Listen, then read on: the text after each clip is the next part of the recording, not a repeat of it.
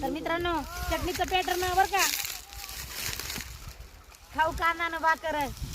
ताई पण चटणी आणि भाकर खायसाठी डबल परतून आल्या. त्या दिवशी वाटत गाठ पडल्या होत्या, पण वाटामध्ये काय भाकर खायला भेटलीच नाही. त्याच्यामुळे आज अजून डबल आल्या. आता बघू, आता पाणी चटणी घेऊन म्हणलं आता तुम्ही समाधानी न बसा. ते दादा तर उडलीच त्यांनी जेवण केलं. ते आमच्या गावचेच होते. तुमच्या गावचेच होते का? चटणी खायचं पॅटर्न लय वेगळं आहे.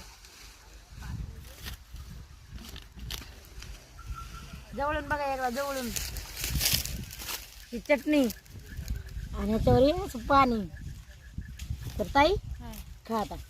बघा तुम्ही म्हणता ना, खरंच बाजरीच्या भाकरीला काय सवय म्हणून. आणि वाळवून ठेवल्या आता त्याला खायचं असते. कोण बघ वाळवलेले एकदा खाल्लं तर परत मागितलं तर देणार नाही बरं का मी. तुझी बघ तर एकदा शेंगदाण्याची चटणी आहे, पाणी घालून खायचं. पाणी घालू नये पुन्हा.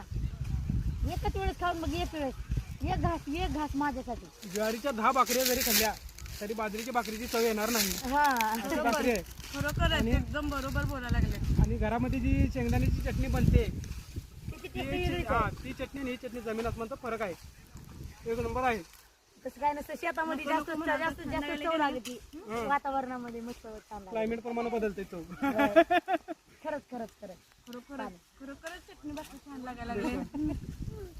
तिकड लागा रे. मग तिकड जास्त खात नाही. चिकन तिखट चालतंय त्याला.